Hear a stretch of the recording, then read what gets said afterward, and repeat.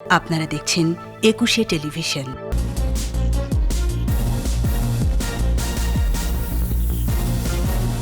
সম্পদের লোভে রাজনীতি করলে টিকে থাকা যায় না, বললেন প্রধানমন্ত্রী। মানুষের কল্যাণে কাজ করার আহ্বান। ঝিনাইদহে ট্রাকের ধাক্কায় বাসের 10 যাত্রী নিহত। টেকনাফে সড়ক দুর্ঘটনায় 4 জনের মৃত্যু।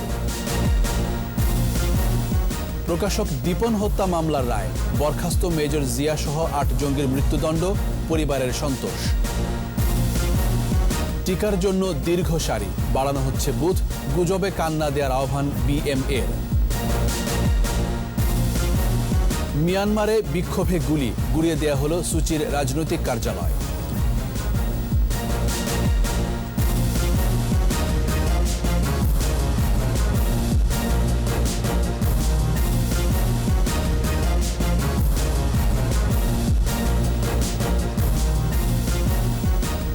শুনছিলেন ফার্স্ট সিকিউরিটি ইসলামী ব্যাংক লিমিটেড সংবাদ শিরোনাম। আমন্ত্রণ রাত 11টার একুশে সংবাদে। সাথে আছি আমি জাবের হোসেন। দর্শক, একুশে টেলিভিশনের সংবাদ একই সাথে সরাসরি দেখতে পাবেন আমাদের ফেসবুক পেজ www.facebook.com/2124 অনলাইনে।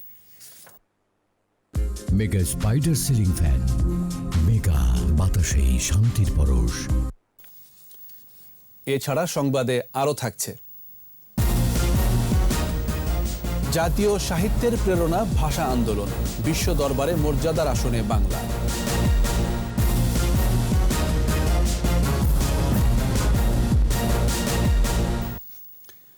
অর্থ সম্পদের লোভ থাকলে রাজনীতিতে টিকে থাকা যায় না। যুবলীগের 48তম প্রতিষ্ঠাবার্ষিকীর বক্তৃতায় একথা বলেছেন প্রধানমন্ত্রী শেখ হাসিনা। যুবলীগ কর্মীদের নির্দেশনা দিয়েছেন বঙ্গবন্ধুর আদর্শ নিয়ে মানুষের কল্যাণে কাজ করতে। গুজবে কান না দিয়ে করোনার টিকা নিতে সকলের প্রতি আহ্বান জানান প্রধানমন্ত্রী শেখ হাসিনা। রিপোর্টে আরও জানাচ্ছেন আকবর হোসেন সুমন। 1972 সালের 11 নভেম্বরে বঙ্গবন্ধুর হাতে গড়া সংগঠন যুবলীগ প্রতিষ্ঠাতা চেয়ারম্যান শেখ ফজলুল হক মনি যুব সম্প্রদায়কে কর্মক্ষম জনগোষ্ঠীতে পরিণত করতে নিরলস সংগ্রাম করেছেন আমৃত্যু। যুবলীগ পা রেখেছে 48 বছরে। রাজধানীর কৃষিবিদ ইনস্টিটিউশন মিলনায়তনে প্রতিষ্ঠা বার্ষিকীর অনুষ্ঠানে গণভবন থেকে ভার্চুয়াল প্ল্যাটফর্মে যুক্ত হন আওয়ামী লীগ সভাপতি প্রধানমন্ত্রী শেখ হাসিনা। বাঙালির অধিকার প্রতিষ্ঠায় ভাষা আন্দোলন থেকে মুক্তিযুদ্ধে বঙ্গবন্ধু শেখ মুজিবুর রহমানের অবদান তুলে ধরেন তিনি। আহ্বান জানান স্বাধীনতা বিরোধীদের বিষয়ে সতর্ক থাকার জন্য। তাদের ষড়যন্ত্র কিন্তু থেমে থাকেনি। যে সকল আন্তর্জাতিক শক্তি আমাদের স্বাধীনতা বিশ্বাস করেনি, স্বাধীনতার সময় প্রতিবন্ধকতার সৃষ্টি করেছে, এবং তাদের এই দোসররা, দেশীয় দোসর, হানাদার বাহিনীর দোসর, পাকিস্তানি হানাদার বাহিনীর যারা পদলেহনকারী দোসর, তাদের চক্রান্ত অব্যাহত ছিল। অর্থের বিনিময়ে বিএনপি ক্ষমতা ধরে রাখতে পারেনি উল্লেখ করে যুবলীগ কর্মীদের বঙ্গবন্ধুর আদর্শে উজ্জীবিত হয়ে মানুষের পাশে থাকার নির্দেশ দেন প্রধানমন্ত্রী। জাতির পিতা বঙ্গবন্ধু শেখ মুজিবুর রহমানের আদর্শ যদি কেউ বুকে ধারণ করে দেশপ্রেমে উদ্বুদ্ধ হয়ে মানুষের কল্যাণের কথা চিন্তা করে রাজনীতি করে, তাহলে সেই রাজনীতিতে টিকে থাকা যায়। কিন্তু যে রাজনীতি করতে যে লোভের বশবর্তী হয়, অর্থ সম্পদটা যাদের কাছে বড় হয়ে যায়, তারা কিন্তু বেশি দিন টিকতে পারে না। এটা খালেদা জিয়ার নিজের বক্তৃতা যে বাংলাদেশের প্রধানমন্ত্রী হওয়া তো দূরের কথা, বিরোধী দলের নেতাও হতে পারবে না। সেই কথাটা কিন্তু তার বেলায় ফলে গেছে। হাজার হাজার কোটি টাকা তার ছেলেকে নিয়ে বানিয়েও কিছু করতে পারেনি। গুজবকে গুরুত্ব না দিয়ে জনগণকে টিকা নিতে উৎসাহিত করার পরামর্শ দেন সরকার প্রধান। অনেক কথা শুনতে হয়, এসব কথা কান দিলে চলে না। আমরা যে অনেকে তো বলছে বাংলাদেশ ভ্যাকসিন আসবে না, অনেক উন্নত দেশও কিন্তু আনতে পারেনি। আমি কিন্তু কোনো দিকে তাকাইনি। আমার কাছে মানুষ সব থেকে বড়, মানুষের জীবন বড়। মানুষের মাঝে এই ভয়টা দূর করতে হবে, সবাই যেন ভ্যাকসিনটা নেয় সে ব্যবস্থা করে মানুষের পাশে দাঁড়াতে হবে। টিকা নেওয়ার পরও স্বাস্থ্য সুরক্ষা বিধি মেনে চলার নির্দেশ দেন প্রধানমন্ত্রী। টিকা নেওয়ার পরেও কিন্তু স্বাস্থ্য সুরক্ষার নিয়মগুলি মেনে চলতে হবে। আকবর হোসেন সুমন, একুশে টেলিভিশন, ঢাকা। ঝিনাইদহের কালীগঞ্জে ট্রাকের ধাক্কায় বাসের 10 জন নিহত হয়েছে। আহত হয়েছে 30 জন, তাদের মধ্যে 7 জনের অবস্থা আশঙ্কাজনক। এদিকে কক্সবাজারের টেকনাফে বাস সিএনজি অটোরিকশার সংঘর্ষে মারা গেছেন 4 জন। ঝিনাইদহ প্রতিনিধি এম রায়হান উদ্দিন ও কক্সবাজার প্রতিনিধি আব্দুল আজিজের সহায়তায় আরও জানাচ্ছেন সমর ইসলাম। প্রত্যক্ষদর্শীরা জানায় বুধবার বিকেলে যশোর থেকে মাগুরার দিকে যাচ্ছিল জেকে পরিবহনের যাত্রীবাহী একটি বাস। ঝিনাইদহের কালীগঞ্জের 12 বাজার এলাকায় আসার পর একটি ট্রাককে ওভারটেকের চেষ্টা করে। সে সময় নিয়ন্ত্রণ হারিয়ে উল্টে যায় বাসটি। একই সময় বিপরীত দিক থেকে আসা অন্য একটি ট্রাক বাসটিকে ধাক্কা দেয়। এতে দুমড়ে মুচড়ে যায় বাসটি। ঘটনাস্থলেই মারা যায় 9 যাত্রী। গাড়ি যখন ব্রেক চাপে তখন গাড়িটা উল্টে যায়, যে রাস্তা বরাবর করে ফেলায়। তখন ওই পাশ থেকে একটা কালীগঞ্জ ঝিনাইদহ মুখ থেকে একটা ট্রাক এসে গাড়ির বাসের মাঝখান সুদা মেরে দেয়। ফায়ার সার্ভিসের তৎপরতায় দ্রুত বের করে নিয়ে আসা হয়েছে এবং আহতদের আমাদের কালীগঞ্জ স্বাস্থ্য কমপ্লেক্সে চিকিৎসার জন্য পাঠানো হয়েছে। খবর পেয়ে পুলিশ ও ফায়ার সার্ভিস কর্মীরা হতাহতদের উদ্ধার করে। আহতদের কালীগঞ্জ স্বাস্থ্য কমপ্লেক্স ও যশোর সদর হাসপাতালে পাঠানো হয়। উদ্ধার করে ওদেরকে হসপিটালে পাঠানো হয়েছে, আর এখন এই আমাদের যশোর থেকে কেড়ে আনা হয়েছে। দুর্ঘটনাস্থল পরিদর্শন করেন স্থানীয় সংসদ সদস্য আনোয়ারুল আজিম আনার ও জেলা প্রশাসক সরোজ কুমার নাথ। এই বাসটি দেখে মনে হচ্ছে এটি বেশ পুরানো, ইঞ্জিন দেখা যাচ্ছে পুরানো। খুব সম্ভবত এটি গতি ধরে রাখতে না পেরে উল্টে যায়, যার ফলে এই দুর্ঘটনাটা ঘটেছে। এদিকে কক্সবাজারের টেকনাফে মিনিবাসের সাথে সিএনজি অটোরিকশার সংঘর্ষে 4 জন নিহত হয়েছে। কক্সবাজার টেকনাফ সড়কের হোয়াংকং লম্বাবিল এলাকায় এই দুর্ঘটনা ঘটে। সমর ইসলাম, 21 টেলিভিশন। জাগৃতি প্রকাশনীর স্বত্বাধিকারী ফয়সাল আরেফিন দীপন হত্যা মামলায় সেনাবাহিনীর চাকরিচ্যুত মেজর জিয়াউল হক সহ 8 জঙ্গির ফাঁসির রায় দিয়েছেন আদালত। ঢাকার সন্ত্রাস বিরোধী বিশেষ ট্রাইব্যুনালের বিচারক মুজিবুর রহমান বুধবার বহুল আলোচিত এই মামলার রায় ঘোষণা করেন। আসামিদের মধ্যে জিয়া সহ 2 জন পলাতক আছেন। রায়ে সন্তোষ প্রকাশ করেছেন দীপনের পরিবার। বিস্তারিত দীপু শিকদারের রিপোর্টে। 2015 সালের 31 অক্টোবর রাজধানীর শাহবাগে আজিজ সুপার মার্কেটের 3য় তলায় নিজের প্রকাশনা প্রতিষ্ঠান জাগৃতি কার্যালয়ে জঙ্গি হামলার শিকার হন ফয়সাল আরেফিন দীপন। গলা কেটে হত্যা করা হয় তাকে। দীপনকে হত্যার পর দায় স্বীকার করেন নিষিদ্ধ জঙ্গি সংগঠন আনসার আল ইসলাম। চাঞ্চল্যকর এই মামলায় মোট আসামি 8 জন। এর মধ্যে আনসার আল ইসলামের সামরিক কমান্ডার সেনাবাহিনীর বরখাস্ত মেজর সৈয়দ জিয়াউল হক ও প্রধান সহযোগী আকরাম হোসেন পলাতক। গ্রেফতার 6 আসামির সবাই হত্যাকাণ্ডে সম্পৃক্ততা স্বীকার করে আদালতে 144 ধারায় জবানবন্দি দিয়েছেন। প্রায় 6 বছর আগে সংগঠিত এই হত্যাকাণ্ডের বিচার শুরুর 1 বছর 3 মাসের মাথায় আলোচিত এই মামলার রায় হলো বুধবার। 8 জনের মধ্যে 6 জন জেল হাজতে ছিল আর বাকি 2 জন পলাতক ছিল। আজকে মাননীয় আদালত এই মোট 8 জন আসামিকেই মৃত্যুদণ্ডে দণ্ডিত করেছেন এবং 50,000 টাকা জরিমানা করেছেন। রায়ে বিচারকের পর্যবেক্ষণ আছে বলেও জানান রাষ্ট্রপক্ষের আইনজীবী। জিহাদের অংশ হিসেবে নিষিদ্ধ সংগঠন আনসার আল ইসলাম বা আনসারুল্লাহ বাংলা টিমের সদস্যদের তথা অত্র মামলার আসামিদের লক্ষ্য ছিল ব্লগার, লেখক ও প্রকাশকদের হত্যা করে মানুষের কণ্ঠ স্তব্ধ করে দেয়া এবং মানুষের মনে আতঙ্ক তৈরি করে জননিরাপত্তা বিঘ্নিত করা। আর এসবের উদ্দেশ্য হলো মানুষের মত প্রকাশের স্বাধীনতাকে বন্ধ করে দেয়া। তবে আসামি পক্ষের আইনজীবীরা বলছেন রায়ে ন্যায় বিচার প্রতিষ্ঠা হয়নি। এই মামলায় একজন আই উইটনেস নাই। এই মামলায় কোনো সাক্ষী কোনো আসামির নাম বলে নাই, ঘটনাস্থলে কেউ ছিল না। এটা সম্পূর্ণ আমরা এই রায় আমরা সংক্ষুব্ধ, আমরা উচ্চ আদালতে আমরা আপিল করব। জাগৃতির প্রকাশনীর কর্ণধার ফয়সাল আরেফিন দীপনকে তার কার্যালয়ে কুপিয়ে হত্যার ঘটনায় অজ্ঞাত পরিচয় আসামিদের বিরুদ্ধে 2015 সালে 2 নভেম্বর শাহবাগ থানায় মামলা করেছিলেন তার স্ত্রী ডাক্তার রাজিয়া রহমান। আমরা যে আজকে রায় পেয়েছি এটার জন্য সংশ্লিষ্ট যারা ছিলেন সবার কাছে আমাদের কৃতজ্ঞতা। যাদেরকে ধরতে পারা যায়নি, দেশের স্বার্থেই তাদেরকে ধরে দ্রুত বিচার হওয়া জরুরি। আর রায়টা সবচেয়ে দ্রুত সময়ে কার্যকর হোক, আমাদের পরিবারের প্রত্যাশা তাই। পরে পুলিশের তদন্তে আনসার আল ইসলামের জঙ্গিদের সম্পৃক্ততা বেরিয়ে আসে। দীপু শিকদার, 21 টেলিভিশন, ঢাকা। শঙ্কা সংশয় ছাড়া ব্যাপক উদ্দীপনায় দেশব্যাপী চলছে 4র্থ দিনের করোনার টিকা কার্যক্রম। কেন্দ্রগুলোতে বাড়ছে টিকা গ্রহীতাদের ভিড়। ভ্যাকসিন নিচ্ছেন মন্ত্রী, সংসদ সদস্য, কর্মকর্তা সহ সমাজের নানা স্তরের মানুষ।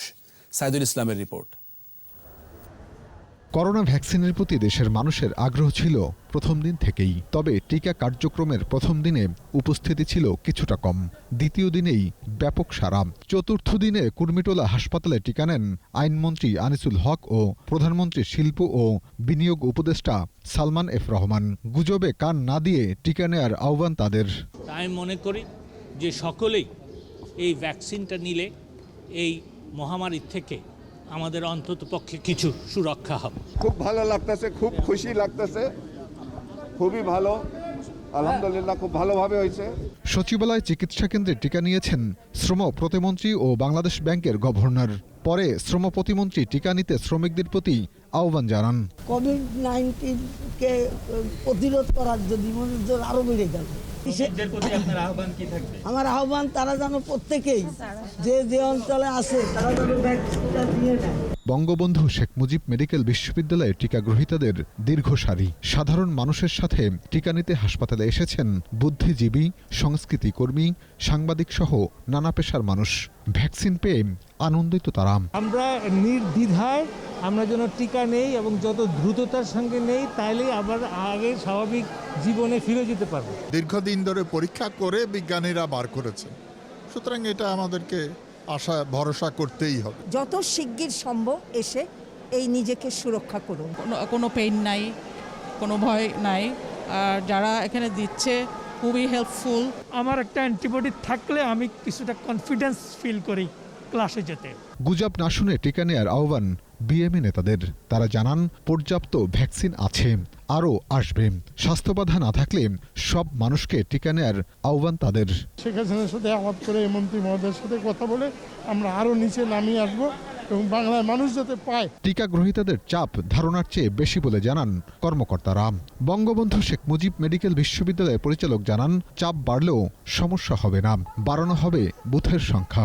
আমাদের স্ট্রাকচার অ্যাভেলেবল, আমাদের যে পরিমাণ ডাক্তার এবং নার্স যেটা আছে, যদি সিচুয়েশন সেরকম অ্যারাইজ করে সেক্ষেত্রে আমরা সেটাও ব্যবস্থা করতে পারবো। সাইদুল ইসলাম, 21 টেলিভিশন, ঢাকা। দ্বিতীয় ধাপে আসা 10 লাখ টিকা বেসরকারি হাসপাতালে দেওয়ার আহ্বান জানিয়েছে Bangladesh private medical college association BPMCA। আর স্বাস্থ্যমন্ত্রী বলেছেন প্রধানমন্ত্রীর অনুমোদন সাপেক্ষে বেসরকারি হাসপাতালকে টিকাদান কার্যক্রমে যুক্ত করা হবে। স্মৃতি মণ্ডলের রিপোর্ট। রাজধানীর একটি হোটেলে জাতীয় কোভিড-19 টিকাদান কার্যক্রম বেসরকারি স্বাস্থ্য খাতের সম্পৃক্ততা নিয়ে আলোচনা সভা। প্রত্যেকটি প্রাইভেট মেডিকেল কলেজ হাসপাতাল বেসরকারি খাতকে ভ্যাকসিন আমদানি, কেন্দ্র স্থাপন ও টিকাদান কার্যক্রমের আওতায় আনার দাবি জানায় BPMCA। সবাইকে টিকার আওতায় আনতে বেসরকারি খাতকে অন্তর্ভুক্ত করার কথা জানান বক্তারা। বেসরকারি হসপিটালগুলোকে পরীক্ষা নিরীক্ষা করে প্রয়োজনীয় অনুমোদন দেওয়ার ব্যবস্থা করা আর মূল্য নির্ধারণ করা, যেভাবে টেস্টিংয়ে আপনার মূল্য নির্ধারণ করা হয়, যে সরকারের যে এখন পর্যন্ত 70 লক্ষ এসেছে, আরও 50 লক্ষ অবিলম্বে আসবে বা আরও 2.5 কোটি আসবে, সেখান থেকে ইনিশিয়ালি প্রাইভেট সেক্টরকে 10 লক্ষ আপনার ভ্যাকসিন যদি দেওয়া হয় এবং আমরা মূল্য পরিশোধ করে নেব। স্বাস্থ্যমন্ত্রী বলেন করোনা পরীক্ষা ও চিকিৎসায় পাশে ছিল বেসরকারি হাসপাতালগুলো। শর্তাবলী মেনে ভ্যাকসিন কার্যক্রমে তাদের যুক্ত করতে পদক্ষেপ নেওয়া হচ্ছে। মাননীয় প্রধানমন্ত্রীর অনুমোদন ক্রমে আপনারাও ভ্যাকসিন কার্যক্রমে যুক্ত হতে পারবেন। এখন সময়ের বিষয়, যে সমস্ত কার্যক্রম, যে সমস্ত নিয়ম কানুন আছে, যে সমস্ত সরকারের শর্তাবলী আছে, ওগুলো পালন করে কাজটি শুরু হবে। ভ্যাকসিনেশন চলছে, পার্শ্ব প্রতিক্রিয়া খুবই সামান্য। সবাইকে টিকা নেয়ার আহ্বান জানান স্বাস্থ্যমন্ত্রী। 7,000 টিম তৈরি করা হয়েছে। স্মৃতি মণ্ডল, 21 টেলিভিশন, ঢাকা। করোনায় আরও 10 জনের মৃত্যু হয়েছে। এ নিয়ে মোট মৃত্যু 8,239। মৃত্যুর হার 1.53%। স্বাস্থ্য অধিদপ্তরের সংবাদ বিজ্ঞপ্তি বলছে 341তম দিনে করোনা পরীক্ষা হয়েছে 14,999 জনের। এর মধ্যে নতুন শনাক্ত হয়েছে 388। এ পর্যন্ত শনাক্তের সংখ্যা 5,39,153। নতুন 717 জন সহ সুস্থ হয়েছে 4,85,290 জন। করোনায় দৈনিক সংক্রমণ হার 2.59%। এ পর্যন্ত শনাক্তের হার 14.22% ও সুস্থতার হার 90.01%। মিয়ানমার পরিস্থিতি। সেনা অভ্যুত্থানের প্রতিবাদে টানা 5ম দিনের মতো বিক্ষোভে উত্তাল মিয়ানমার। নিষেধাজ্ঞা উপেক্ষা করে সর্বস্তরের মানুষের সঙ্গে এবার বিক্ষোভে যোগ দিয়েছেন পুলিশ সদস্যরা। এদিকে বিক্ষোভে সেনাবাহিনীর বল প্রয়োগের নিন্দা জানিয়েছে জাতিসংঘ এবং যুক্তরাষ্ট্র। এর আগে সুচির রাজনৈতিক কার্যালয় গুঁড়িয়ে দেয় সেনাবাহিনী। রিপোর্ট দুলি মল্লিকের। অং সান সুচির মুক্তি ও গণতন্ত্র পুনরুদ্ধারের দাবিতে মিয়ানমারে বিক্ষোভ জোরালো হচ্ছে। পঞ্চম দিনে দেশটির বাণিজ্যিক রাজধানী ইয়াঙ্গুনের সড়কে নেমে আসে লাখো মানুষ। সুচির সমর্থকদের এ বিক্ষোভে ক্রমশ বাড়ছে বিভিন্ন শ্রেণী পেশার মানুষের অংশগ্রহণ। শিক্ষক, শিক্ষার্থী, চিকিৎসকদের সঙ্গে আইনজীবী এমনকি বৌদ্ধ ভিক্ষুরাও সামিল হয়েছেন বিক্ষোভে। রাজধানী নেপিদোতে অসহযোগের ডাকে সাড়া দিয়ে বহু সরকারি কর্মচারী কাজে যোগ না দিয়ে বিক্ষোভ করেছে। খোদ আইনশৃঙ্খলা বাহিনীর সদস্যরাও অবস্থান নিয়েছেন সেনা শাসনের বিরুদ্ধে। পূর্বাঞ্চল কাহাও রাজ্যে এক নায়তন্ত্র চাই না লেখা পোশাক পরে বিক্ষোভে সংহতি জানান 40 জনের একটি পুলিশের দল। গণমাধ্যম বলছে, নেপিদো সহ আরও 4টি শহরে কমপক্ষে 20 পুলিশ সদস্য যোগ দিয়েছেন বিক্ষোভে। তবে সবার দৃষ্টি আকর্ষণ করেছে প্রতীকী সাজে তরুণ তরুণীদের বিক্ষোভ। এছাড়া আরও ছিল মার্বেলের সুপারহিরো স্পাইডারম্যান, হ্যারি পটার সহ নানা চরিত্রে প্রতীকী সাজে বিক্ষোভ। বিক্ষোভ দমনে নিষেধাজ্ঞার পাশাপাশি শহরগুলোতে বাড়তি সেনা মোতায়েন করেছে কর্তৃপক্ষ। এদিকে মঙ্গলবার নেপিদোতে পুলিশের গুলিতে আহত নারী বিক্ষোভকারীর অবস্থা গুরুতর বলে জানিয়েছেন চিকিৎসকরা। বিক্ষোভে সামরিক বাহিনীর বল প্রয়োগের নিন্দা জানিয়েছে জাতিসংঘ ও যুক্তরাষ্ট্র। শান্তিপূর্ণ বিক্ষোভ জনগণের অধিকার উল্লেখ করে এর প্রতি শ্রদ্ধা জানানোর আহ্বান জানিয়েছে জাতিসংঘ। এর আগে মঙ্গলবার রাতে কারফিউর মধ্যে সুচির দল ন্যাশনাল লীগ ফর ডেমোক্রেসির প্রধান কার্যালয়ে তল্লাশি চালায় সেনাবাহিনী। দুলি মল্লিক, 21 টেলিভিশন।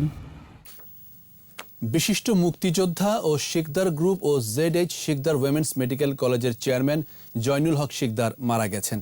ইন্না লিল্লাহি ওয়া ইন্না ইলাইহি রাজিউন। জয়নুল হক শিকদার বাংলাদেশের উন্নয়ন ও অগ্রযাত্রায় অন্যতম অংশীদার হিসেবে অত্যন্ত গুরুত্বপূর্ণ ভূমিকা রেখেছেন। দীর্ঘ 7 দশকের বেশি সময় ধরে তিনি দেশের শিক্ষা, স্বাস্থ্য, আবাসন, পর্যটন, অর্থনীতি ও কর্মসংস্থান সহ বিভিন্ন খাতে অসংখ্য প্রতিষ্ঠান গড়ে তুলেছেন। শিল্প প্রতিষ্ঠানের পাশাপাশি অসংখ্য উদ্যোক্তাও গড়ে তুলেছেন তিনি। জয়নুল হক শিকদার 1945 সাল থেকে বঙ্গবন্ধু শেখ মুজিবুর রহমানের ঘনিষ্ঠ সহচর হিসেবে পাশে থেকেছেন। তার মৃত্যুতে শোক জানিয়েছেন রাষ্ট্রপতি, প্রধানমন্ত্রী, জাতীয় সংসদের স্পিকার। আরও শোক জানিয়েছেন গৃহায়ন ও গণপূর্ত প্রতিমন্ত্রী এবং 21 টেলিভিশনের চেয়ারম্যান মোহাম্মদ সাইফুল আলম। নিচ্ছি প্রিমিয়ার ব্যাংক লিমিটেড সংবাদ বিরতি। নো মাস্ক নো সার্ভিস বিধি মেনে চলুন, সুস্থ থাকুন। যখন ফিরছি তখন অন্যান্য খবরের সঙ্গে আরও থাকবে। আল জাজিরা নিয়ে রিট, 6 অ্যামিকাস কিউরির মতামত শুনবেন আদালত। সাতক্ষীরায় সিরিজ বোমা হামলা মামলায় 17 জনের বিভিন্ন মেয়াদে কারাদণ্ড, 1 জন খালাস। আবারও আমন্ত্রণ রাত 11টার 21 সংবাদে। জলবায়ু পরিবর্তনের বিরূপ প্রতিক্রিয়া মোকাবেলায় মালদ্বীপের পাশে থাকার আশ্বাস দিয়েছেন প্রধানমন্ত্রী শেখ হাসিনা। সফররত মালদ্বীপের পররাষ্ট্রমন্ত্রী আবদুল্লাহ শহীদ গণভবনে প্রধানমন্ত্রী শেখ হাসিনার সঙ্গে সৌজন্য সাক্ষাৎ করেন। এ সময় জলবায়ু ক্ষতিগ্রস্ত ফোরামের সভাপতি শেখ হাসিনা বলেন, বিরূপ প্রভাব মোকাবেলায় বাংলাদেশ নিজস্ব প্রশমন ও অভিযোজন পরিকল্পনা তৈরি করে তা বাস্তবায়ন করছে। স্বাধীনতার সুবর্ণ জয়ন্তীতে মালদ্বীপের প্রধানমন্ত্রীকে দেশটির পররাষ্ট্রমন্ত্রীর মাধ্যমে আমন্ত্রণ জানান প্রধানমন্ত্রী।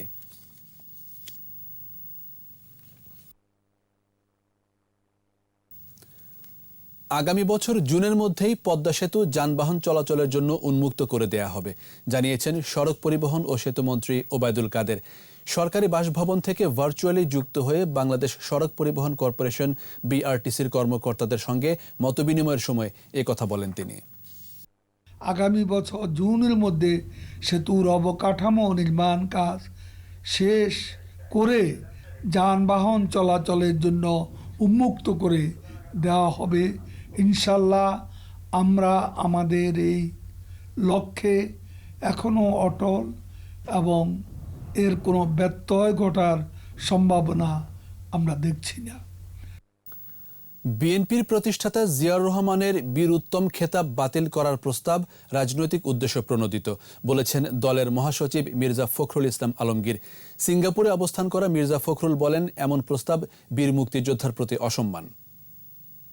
বীর উত্তম খেতাবটি তিনি পেয়েছিলেন, খেতাবটি পেয়েছিলেন কিন্তু স্বাধীনতার পরের যে সরকার, শেখ মুজিবুর রহমানের যে সরকার, সেই সরকার তাকে খেতাব দিয়েছিল। এই খেতাবটা এই মুহূর্তে জাতীয় মুক্তিযোদ্ধা কাউন্সিলের বাতিলের যে সিদ্ধান্ত তারা নিয়েছে যেটা তারা জানাবে, সরকারকে জানাবে বা সিদ্ধান্ত, এটাকে আমি মনে করি সম্পূর্ণভাবে রাজনৈতিক প্রতিহিংসা সুলভ। কাতার ভিত্তিক টেলিভিশন চ্যানেল আল জাজিরার সম্প্রচার বাংলাদেশে বন্ধের নির্দেশনা চেয়ে করা রিটের গ্রহণযোগ্যতা সহ কয়েকটি বিষয়ে 6 অ্যামিকাস কিউরির মতামত নেবেন হাইকোর্ট। আগামী 15 ফেব্রুয়ারি শুনানির জন্য দিন নির্ধারণ করেছেন বিচারপতি মুজিবুর রহমান মিয়া ও বিচারপতি কামরুল হোসেন মোল্লার বেঞ্চ। শাকেরা আরজুর রিপোর্ট। আল জাজিরায় 1 ফেব্রুয়ারি রাতে বাংলাদেশ নিয়ে একটি প্রতিবেদন প্রচার করা হয়। প্রতিবেদনটি বিভ্রান্তিকর, বিদ্বেষমূলক ও মানহানিকর উল্লেখ করে দেশে আল জাজিরার সম্প্রচার ও ওয়েবসাইট বন্ধের নির্দেশনা চেয়ে রিট করেন সুপ্রিম কোর্টের আইনজীবী এনামুল কবির ইমন। ধন্যবাদ। বুধবার শুনানি হয় রিটের। শুনানিতে বিটিআরসির আইনজীবী বলেন, ফেসবুক, টুইটার, ইউটিউবে মানহানিকর কিছু ঘটলে তা ডিজিটাল নিরাপত্তা আইনের মধ্যে পড়ে। বিটিআরসি এর আগেও হাইকোর্টের নির্দেশে মানহানিকর কন্টেন্ট সরিয়ে নিয়েছে। ইন্টারন্যাশনাল যে সমস্ত অর্গানাইজেশন আছে তাদের আইন অনুযায়ী তারা চলে। হোয়াট বিটিআরসি ক্যান ডু, যদি কোর্টের কোনো ডিরেকশন থাকে তারা কোর্টকে তাদেরকে বলতে পারে যে আমাদের দেশের যে হাইকোর্টের ডিসিশন এটা আমাদের সবাইকে মানতে হবে, তখন তারা হয়তোবা তাদের দেশের এই অনুযায়ী তারা নামিয়ে ফেলে। শুনানি শেষে হাইকোর্ট 15 ফেব্রুয়ারি অ্যামিকাস কিউরিদের মতামত জানতে চেয়েছেন। তারা হলেন আইনজীবী এজে মোহাম্মদ আলী, কামালুল আলম, আব্দুল মতিন খসরু, শাহদিন মালিক, ফিদা এম কামাল ও প্রবীণ নিয়োগী। কোর্ট সেই জন্য 6টা পয়েন্ট দিয়ে বলেছে যে অ্যামিকাস কিউরি নিয়োগ দিয়েছে, তারা এই পার্টিকুলার পয়েন্টগুলোতে এসে কোর্টকে হেল্প করবে। আমরা আশা করি হোপফুলি আমরা যেটা চাচ্ছি যে বর্তমানে যে কন্টেন্টের মাধ্যমে যেভাবে ক্ষতিগ্রস্ত হচ্ছে দেশ, সে ব্যাপারে কোর্টে অবশ্যই এটা আমলে নেবে। রিট আবেদনকারী সংক্ষুব্ধ হওয়ার দিক, রিটের আবেদন অনুসারে এই আদালত থেকে আল জাজিরার প্রতিবেদনটি সব মাধ্যম থেকে বন্ধ করার কোনো নির্দেশনা দেওয়ার প্রয়োজন আছে কিনা তাও শুনবেন আদালত। শাকেরা আরজু, 21 টেলিভিশন, ঢাকা। প্রধানমন্ত্রীর ছবি ব্যবহার করে প্রাথমিক শিক্ষা অধিদপ্তরের ভুয়া ওয়েবসাইট তৈরির মাধ্যমে প্রতারণার অভিযোগে একজনকে গ্রেফতার করেছে র্যাব। র্যাব সদর দপ্তরে আইন ও গণমাধ্যম শাখার পরিচালক লেফটেন্যান্ট কর্নেল আশিক বিল্লাহ সাংবাদিকদের বলেন, গ্রেফতারকৃত রুহুল আমিন সরকারি প্রাথমিক বিদ্যালয়ের প্রধান শিক্ষক। তিনি বেসরকারি প্রাথমিক বিদ্যালয়গুলো জাতীয়করণ ও শিক্ষক নিয়োগের বিজ্ঞপ্তি প্রকাশ করে সাধারণ মানুষের কাছ থেকে অর্থ হাতিয়ে নিতেন। প্রাথমিক অধিদপ্তর মামলা করার পর রাজধানীর মতিঝিল থেকে রুহুল আমিনকে গ্রেফতার করা হয়। এই চক্রে জড়িতদের খোঁজা হচ্ছে বলে জানান আশিক বিল্লাহ। মোহাম্মদ রুহুল আমিন, বাড়ি পচুয়াখালী, একটি ওয়েবসাইট খুলে প্রাথমিক স্কুলকে এমপিভুক্ত করার জন্য বিপুল পরিমাণে টাকা হাতে নিয়েছেন। এই অভিযোগের পরিপ্রেক্ষিতে র্যাব তাকে গ্রেফতার করতে সক্ষম হয়। সাতক্ষীরায় জেএমবির সিরিজ বোমা হামলা মামলায় 17 আসামিকে বিভিন্ন মেয়াদে কারাদণ্ড দিয়েছেন আদালত। সাতক্ষীরার অতিরিক্ত জেলা ও দায়রা জজ প্রথম আদালতের বিচারক শরীফুল ইসলাম এই রায় ঘোষণা করেন। মামলায় 19 আসামির মধ্যে 8 জনকে সর্বোচ্চ 13 বছর ও 9 জনকে 9 বছর করে কারাদণ্ড দেয়া হয়। 2005-এর 17 আগস্ট সাতক্ষীরার 5 স্থানে একসঙ্গে এই বোমা হামলা ও নিষিদ্ধ লিফলেট ছড়ায় জঙ্গিরা। আসামিদের মধ্যে শায়েখ রহমান, বাংলা ভাই ও আতার রহমান সানির মৃত্যুদণ্ড কার্যকর হওয়ায় তাদেরকে আসামির তালিকা থেকে বাদ দেয়া হয়। বাংলাদেশের সাথে যুক্তরাষ্ট্রের সম্পর্ক অনেক ভালো বলে মন্তব্য করেছেন ঢাকায় নিযুক্ত মার্কিন রাষ্ট্রদূত আর্ল আর মিলার। বলেছেন, যুক্তরাষ্ট্র সব সময় বাংলাদেশের পাশে রয়েছে। সাভারের আশুলিয়ার কবিরপুর এলাকায় বেক্সিমকো পিপিই পার্কের উদ্বোধন শেষে এই মন্তব্য করেন মিলার। উদ্বোধনী অনুষ্ঠানে ঢাকা থেকে ভিডিও কনফারেন্সের মাধ্যমে অংশগ্রহণ করেন প্রধানমন্ত্রীর বেসরকারি শিল্প ও বিনিয়োগ বিষয়ক উপদেষ্টা সালমান এফ রহমান। এ সময় বাংলাদেশ ঔষধ প্রশাসন অধিদপ্তরের মহাপরিচালক মেজর জেনারেল মাহবুবুর রহমান সহ বেক্সিমকো গ্রুপের ঊর্ধ্বতন কর্মকর্তারা উপস্থিত ছিলেন। করোনা ভাইরাসের এই স্বাস্থ্য সুরক্ষামূলক পিপিই পার্কটি $100 মিলিয়ন ব্যয়ে গড়ে তোলা হয়েছে।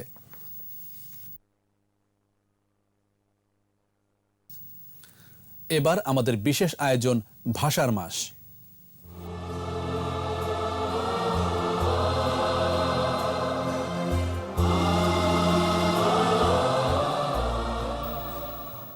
ভাষা আন্দোলন শুধু ভাষাভিত্তিক রাষ্ট্রেরই অভ্যুদয় ঘটায়নি, বরং বিশ্ব দরবারে বাংলাকে মর্যাদার আসনে বসিয়েছে।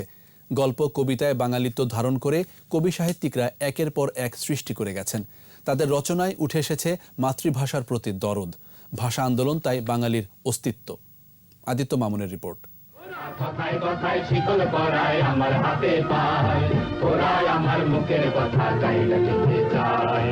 ভাষার উপর আঘাত ফুঁসে ওঠে বাঙালি।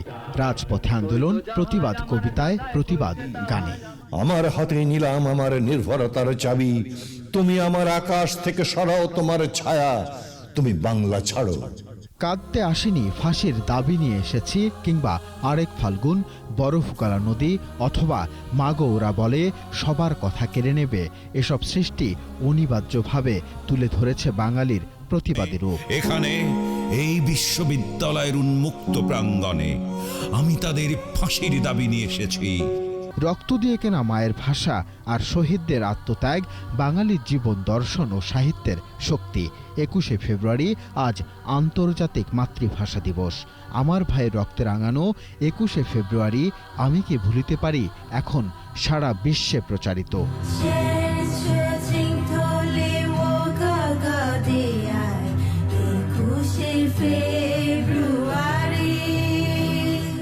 47-এর আগে যে 300-400 বছর ধরে বাংলা ভাষার একটা স্রোত ছিল, আমাদের 47 পরবর্তী সময়ে সেই স্রোতটা ভিন্ন খাতে প্রবাহিত হয়েছে ভাষা আন্দোলনের ফলে। 52-র প্রভাবে বাংলা ভাষা সাহিত্য মানেই বাংলাদেশের সাহিত্য। বাংলাদেশ এবং পশ্চিমবঙ্গের বাইরেও যে বিশাল বাঙালি জনগোষ্ঠী আছে, তাদের যদি কখনো বাংলাদেশ দেখার ইচ্ছে হয়, বাংলা সাহিত্য দেখার ইচ্ছে হয়, সংস্কৃতি দেখার ইচ্ছে হয়, অন্নদাশঙ্কর রায় বলছেন তাদেরকে ঢাকায় যেতে হবে। 21-এর শক্তি এই অঞ্চলের কবি সাহিত্যিকদের প্রেরণা। ওই যে 52 সালে শুরু হলো, কবিতায় আমাদের কণ্ঠস্বর বদলে গেল, আমাদের শব্দ বদলে গেল। ভাষা সংগ্রাম নিয়ে রচিত গানগুলো এক একটা মাইল ফলক। কালজয়ী এসব গান প্রেরণা যোগায় স্বাধীনতা সংগ্রামে। ওরেও বাঙালি ঢাকার শহর রক্তে ভাসায়নি। তারপরেও দেখলাম গাজী হলকও গান লিখলেন, আরেকজন ছিলেন বদরুল হাসান, তিনিও গান লিখলেন, এবং এই রচনাগুলি আমরা দেখলাম যে গ্রাম পর্যায়ে ছড়িয়ে গেল। একটা সংগ্রামী চেতনা, বিস্ফোরণের চেতনা তখন তৈরি হয়েছিল। 21-এর চেতনায় বাংলা সাহিত্য অসাম্প্রদায়িকতা ও সম্প্রীতির বন্ধন দৃঢ় করেছে, আর এই শক্তি বাঙালির এগিয়ে যাওয়ার প্রেরণা। 21কে নিয়ে যত লেখা হয়েছে। আদিত্য মামুন, 21শে টেলিভিশন, ঢাকা। নিচ্ছি প্রিমিয়ার ব্যাংক লিমিটেড সংবাদ বিরতি। নো মাস্ক নো সার্ভিস বিধি মেনে চলুন, সুস্থ থাকুন। যখন ফিরছি তখন অন্যান্য খবরের সঙ্গে আরও থাকবে। সাগর রুনি হত্যা মামলায় 25 জনের ডিএনএ রিপোর্ট র্যাবের হাতে, সঠিক সময়ে তদন্ত প্রতিবেদন। ট্রাম্পের অভিশংসন বিচার সাংবিধানিক, ভোটাভুটিতে মার্কিন সিনেটের রায়।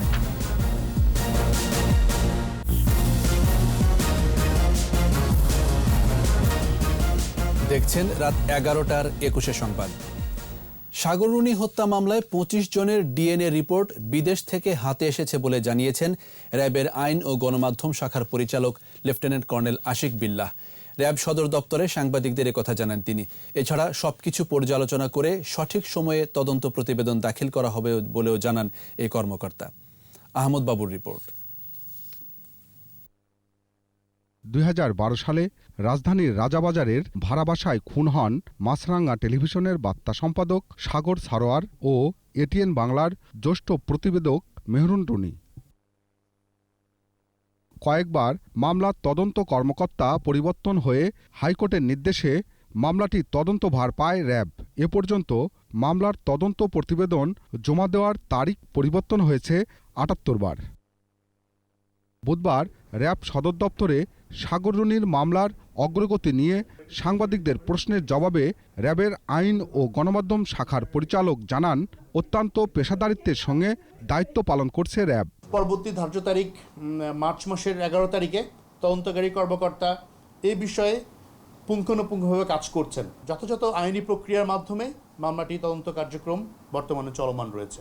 ফরেনসিক রিপোর্টের জন্য কয়েকজনের ডিএনএ বিদেশে পাঠানো হয়েছিল, সেগুলো রিপোর্ট হাতে এসেছে বলে জানান তিনি। যুক্তরাষ্ট্রে 25 জনের ডিএনএ পাঠিয়েছি। আমরা ঘটনাস্থল থেকে যে ধরনের আলামত উদ্ধার করেছি, এই আলামতগুলোও কিন্তু আমরা পাঠিয়েছি। যাদের ডিএনএ পাঠিয়েছি তাদের প্রতিবেদন ইতিমধ্যে র্যাবের নিকট এসে পৌঁছেছে। মামলায় বেশ কিছু স্পর্শকাতর ও গুরুত্বপূর্ণ বিষয় রয়েছে, তাই সঠিকভাবে তদন্তের জন্য কাজ করা হচ্ছে বলেও জানান র্যাবের আইন ও গণমাধ্যম শাখার পরিচালক। দুজনের ব্যক্তির কথা আমরা জানতে পেরেছি। তাদেরকে শনাক্ত করাই। আহমদ বাবু, 21 টেলিভিশন, ঢাকা। নওগাঁর নিয়ামতপুরে ছোট ভাইয়ের শাবলের আঘাতে নিহত হয়েছেন বড় বোন ও এক পথচারী। এই ঘটনায় প্রদীপ কুমার নামে ওই ব্যক্তিকে আটক করেছে পুলিশ। পুলিশ জানায় দীর্ঘদিন ধরে প্রদীপ কুমার মানসিক রোগে ভুগছিল। আজ সন্ধ্যায় প্রদীপকে জোর করে ওষুধ খাওয়াতে গেলে শাবল দিয়ে বোনের মাথায় আঘাত করে। বোন লিপির চিৎকার শুনে এক পথচারী বাঁচাতে গেলে তাকেও রড দিয়ে মাথায় আঘাত করে প্রদীপ। পরে স্থানীয়রা তাদের উদ্ধার করে হাসপাতালে নেয়ার পথে দুজনেই মারা যায়। পরে প্রদীপকে আটক করে নিয়ামতপুর থানা পুলিশ।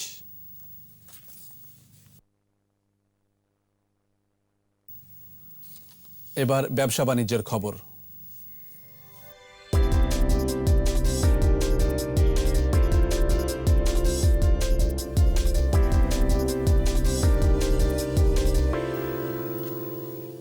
সূচকের ঊর্ধ্বমুখী প্রবণতা অব্যাহত রয়েছে দেশের পুঁজিবাজারে। বেড়েছে লেনদেনও। বুধবার ডিএসইতে লেনদেন হওয়া 354টি প্রতিষ্ঠানের মধ্যে দর বেড়েছে 95টির আর কমেছে 148টির। ডিএসইর প্রধান সূচক ডিএসইএক্স 10 পয়েন্ট বেড়ে উঠে আসে 5509 পয়েন্টে। দিন শেষে ডিএসইতে লেনদেনের পরিমাণ দাঁড়ায় 786 কোটি 1 লাখ টাকা। সূচক বেড়েছে অপর স্টক এক্সচেঞ্জ সিএসইতেও। লেনদেন হয়েছে 55 কোটি 23 লাখ টাকার শেয়ার ও মিউচুয়াল ফান্ড। উৎসাহ উদ্দীপনার মধ্য দিয়ে সাভার সেনানিবাসে বঙ্গবন্ধু শেখ মুজিব ডিজিটাল ম্যারাথন অনুষ্ঠিত হয়েছে। বিকেলে সাভার সেনানিবাসের প্রশিক্ষণ মাঠে এই ম্যারাথনের উদ্বোধন করেন সেনাবাহিনীর 9ম পদাতিক ডিভিশনের general officer commanding major general Mohammad Shahinul Haque. ম্যারাথনে চ্যাম্পিয়ন হন 9 পদাতিক ডিভিশনের 11 বীর ইউনিটের সৈনিক সোহানুর রহমান। ম্যারাথনে সামরিক ও বেসামরিক সদস্যদের সমন্বয়ে প্রায় 350 সেনা সদস্য ছাড়াও ঊর্ধ্বতন সামরিক কর্মকর্তারা অংশ নেন।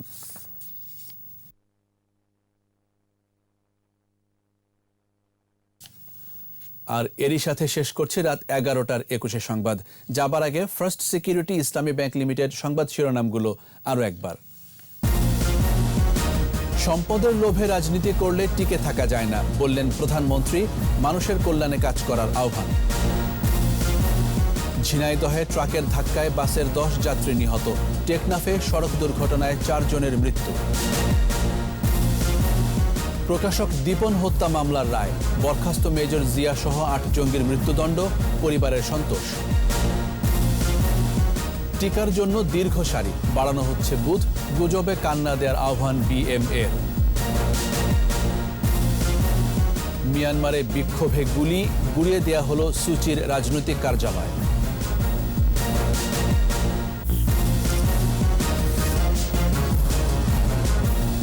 একুশে টেলিভিশনের সর্বশেষ খবর জানতে ডায়াল করুন 2021 নম্বরে আর ভিজিট করুন 21-tv.com এই ওয়েবসাইট।